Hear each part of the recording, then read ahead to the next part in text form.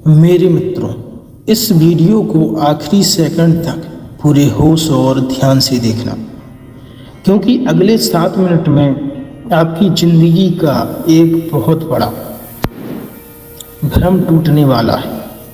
इस वीडियो में आज आपको यह सीखने और महसूस करने को मिलेगा कि जिसे आप पूरी ज़िंदगी अकेलेपन का दर्द समझ रहे हो, दरअसल आपकी आत्मा का सबसे बड़ा उत्सव बन सकता है। आज आप सीखेंगे कि कैसे अपनी ज़िंदगी के सबसे बड़े खालीपन को ओशो के मार्ग पर चलकर एक महा आनंद में बदला जाता है। तुम भीड़ में हो फिर भी अकेले हो, तुम अपनों के बीच हो फिर भी भीतर एक खालीपन है। तुम रील्स स्क्रॉल कर रहे हो, लोगों से चैटिंग कर रहे हो, शादियों और पार्टियों में जा रहे हो, लेकिन जैसे ही वह सोच थमता है, वह पुराना दर्द फिर उभर आता है, अकेलेपन का दर्द। तुम दुनिया की हर चीज़ से भाग सकते हो, लेकिन खुद से कैसे भागोगे? और मज़े की बात देखो, तुम पूरी दुनिया इसी अकेलेपन से भागने में बिता देते हो। कोई दोस्त ढूंढता है, कोई प्रेमी ढूंढता है, कोई नशे में डूबता है, तो कोई काम में। लेकिन ओशो कहते हैं, तुम अपने भाग रहे हो, वही तुम्हारी मुक्ति का द्वार है।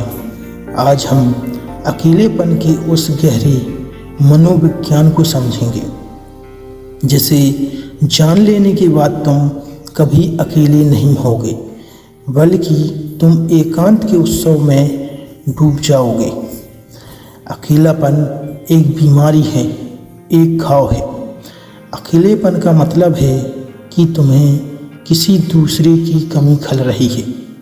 तुम्हें लग रहा है कि कोई होना चाहिए था जो तुम्हारी ज़िंदगी को पूरा करे। तुम भीतर से भिखारी की तरह हो, जो दूसरे से भीख मांग रहा है। मुझे थोड़ा प्यार दे दो, मुझसे थोड़ी बात कर लो, मुझे अटेंशन दे दो। और याद रखना, जब दो भिखारी एक दूसरे के पास आते हैं तो वे एक दूसरे की झोली नहीं भरते, वे सिर्फ एक दूसरे के अकेलेपन को और बढ़ा देते हैं। इसीलिए शादियों और रिलेशनशिप के बाद भी लोग कहते हैं, मैं अकेला महसूस कर रहा हूँ। तो फिर ओशो का मार्ग क्या है? ओशो कहते हैं, भागो मत, ठहर जाओ। जब अकेलेपन का दर्द उठे तो किसी को फ़ोन मत लगाओ, यूट्यूब या इंस्टाग्राम मत खोलो, कमरे का दरवाज़ा बंद करो और उस अकेलेपन के साथ बैठ जाओ, उसे महसूस करो। जैसे ही तुम उस अकेलेपन को स्वीकार कर लेते हो, एक चमत्कार घटित होता है। वह अकेलापन धीरे धीरे एकांत में बदलने लगता है। एकांत क्या है? एकांत एक स्वास्थ्य है, एक वरदान है। एकांत का मतलब है, मैं खुद के लिए काफ़ी हूँ। मुझे खुद को पूरा करने के लिए किसी दूसरे की ज़रूरत नहीं है। फूल जैसे बिना किसी दर्शक के भी जंगल में खिलता है और अपनी सुगंध बिखेरता है, वैसे ही तुम्हारी आत्मा खुद के आनंद में थिरकने लगती है। ओशो की एक अद्भुत बात याद रखना, जब तुम अकेलेपन में दुखी होते हो तो तुम दूसरों की याद में दुखी होते हो। जब तुम एकांत में आनंदित होते हो तो तुम स्वयं की उपस्थिति में आनंदित होते हो। अब सवाल उठता है कि इसे व्यवहारिक जीवन में कैसे लाएं? जब भी तुम्हें अकेलापन घेरे, ये 3 प्रयोग करो। साक्षी भाव, अपने अकेलेपन से डरो मत, उसके साथ एक साक्षी भाव की तरह बैठो। देखो कि यह दर्द कहाँ उठ रहा है, बिना किसी निर्णय के बस उसे देखो। जैसे ही तुम उस सृष्टा बनते हो, दर्द का असर कम होने लगता है।